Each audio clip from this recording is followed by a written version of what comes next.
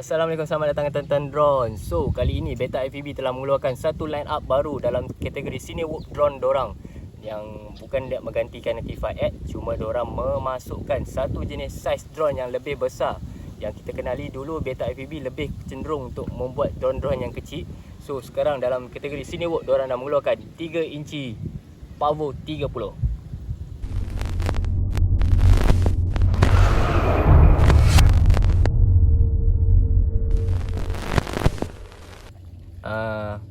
Drone ni merupakan satu, orang cakap dia gamble daripada Beta FPV. Orang nak try drone yang lebih besar dan lebih stable.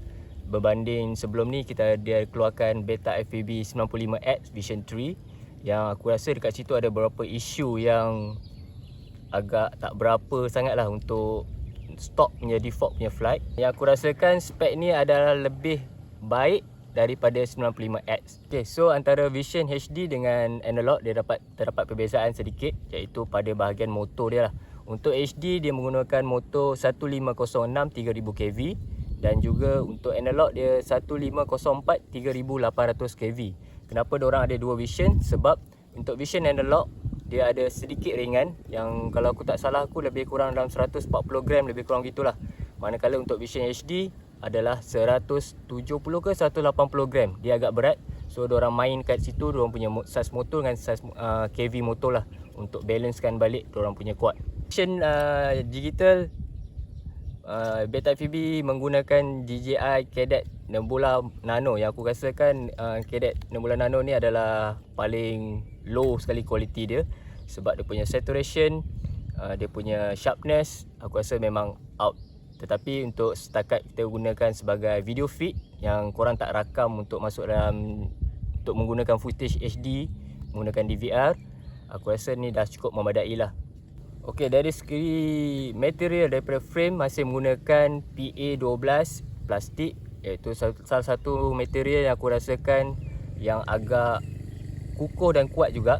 Sebab sebelum ni aku pernah menggunakan 95X Vision 3, crash. Banyak juga aku crash, aku pernah langgar pokok dengan kuat tu dan masih lagi okey. Dia tak cepat nak bending macam Beta FPV Beta 95X Vision 2 yang dia punya plastik tu kan, kalau selama-lama sikit dia dah start melendut.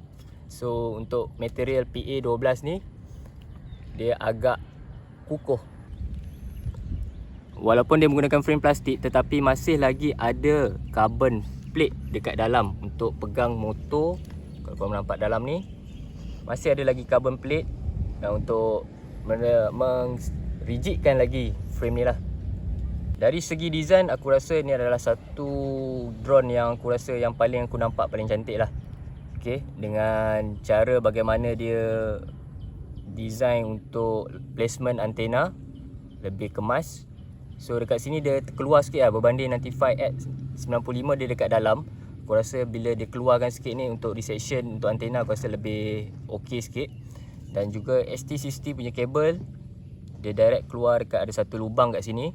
So dekat sini pun agak kemas. Manakala sebelum ni ada rubber gumming. Rubber gumming ni dekat 95X Vision 3 dia tak ada lock, tak ada protection. So bila korang crash, dia memang senang sangat nak tercabut. Dengan bawa sekali korang punya GoPro, memang tertarik sekali dengan lipo kabel korang, memang tu ada risiko sikit lah. Untuk Pavo 30 ni dia dah skrukan sekali. So dekat sini untuk rubber gumming ni tercabut adalah sangat kurang. Okey, manakala untuk flight controller dia menggunakan jenis AIO, iaitu F7 dan juga 35A ESC, yang aku rasakan ini adalah satu combination yang agak bagus dengan ESC yang lebih besar untuk memberikan sedikit power kepada drone ni lah. So dengan 35A ni, insya-Allah aku rasa dia akan dapat bertahan dengan lebih lama sikit. Okey, sekarang ni aku ceritakan patut tak patut korang beli. Okey, bagi aku terpaksa menggunakan full size GoPro. Jadi antara salah satu drone yang kecil yang aku boleh gunakan adalah Pavo 30.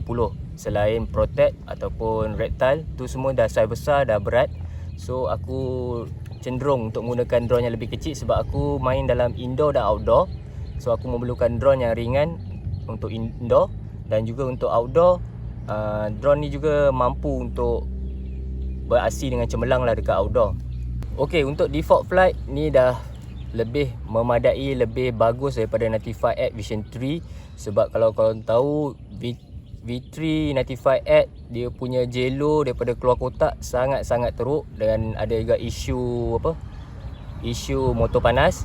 So untuk Pavo 30 ni diorang dah improvise dan kita tak berapa perasan sangat efek jelo dekat HD footage korang. Manakala dekat live feed lah, dekat live feed jelo isu tu dah dapat dikurangkan sebanyak mungkin. Walaupun drone ini direka khas untuk bawa naked GoPro ataupun SMO, tapi untuk bawa full GoPro tak ada masalah. Aku dapatkan rasa power dia tu ada. So bila antara 30% 40% dah boleh angkat. So untuk thrust untuk bawa full GoPro tu tak ada isu. Okey, untuk flight time dengan bateri 850 mAh ni aku dapat dengan full GoPro tanpa bateri GoPro 8 lebih kurang dalam 4 minit. Itu pun sebab aku cruise laju. Kalau aku mungkin slow sikit cruise, mungkin aku dapat 4 minit setengah ke 5 minit macam itulah. Tapi kalau korang bawa dengan SMO ataupun naked GoPro, aku rasa 5 ke 6 minit tu selamba je lah dengan 850 mAh ni. Okey, untuk bateri 650 mAh dengan full GoPro, hari tu aku test aku boleh dapat dalam 3 minit lebih lah. Itu pun aku enjut throttle. So dekat situ pun dah cukup enough untuk bawa full GoPro.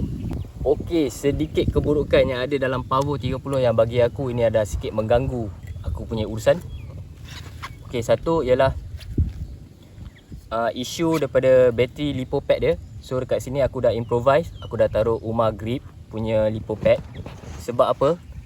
Sebab kalau sebelum ni dia ada dua saja kecil lipo pad yang kecil. So bila kita letakkan bateri ni, okey, aku bagi contoh Kalau korang pakai dengan full GoPro dengan bateri 850 mAh, korang dapat tengok dia hanya pegang depan saja bateri untuk placement ni. So dekat sini risiko untuk bateri korang tu tercabut, terslip tu sangat tinggi dengan stok punya bateri pad lah. So dekat sini aku menggunakan Uma Grip punya bateri pad untuk lebih grip untuk korang punya lipo. Okay, kemudian kalau korang menggunakan GoPro full GoPro, dia punya CG ni dah lari kan. Sebab aku tak boleh nak tarik lagi bateri ni ke belakang untuk centerkan CG. Sebab dia punya strap ni dekat depan, dekat belakang ni korang tak boleh strap dah. Dah tak ada tempat untuk korang strap lipo strap. So bila dia punya CG lebih berat ke depan, bila korang dekat udara, korang terus cut throttle, dia cenderung untuk jatuh dulu nose. So dia agak sangat cenderung untuk jatuh dulu nose. So bila korang dekat udara untuk buat trick freestyle sedikit, itu akan memberi sedikit masalah untuk korang kawal lah. Sebab korang dekat atas, korang tak boleh terus nak drop terus cantik macam ni kan. Dia akan cenderung untuk drop kepala dulu. So dekat situ agak sikit mengganggu korang punya flight lah. Korang kena control throttle management korang kena mainkan sikit. Untuk hot issue untuk bawa GoPro masih ada lagi. Tapi kepanasan motor tu kita boleh pegang lagi untuk 10 second. So aku rasa itu bukanlah satu isu yang besar. Dari segi PID tuning, aku rasa masih boleh lagi diimprove. Sebab bila kita fly dalam kawasan berangin, ada sedikit drifting dekat situ kan, dia tak berapa nak lock. So dekat situ mungkin lain kali aku akan tune sedikit quad ni. Tapi untuk stock, untuk korang yang baru nak try, dah cukup memadai.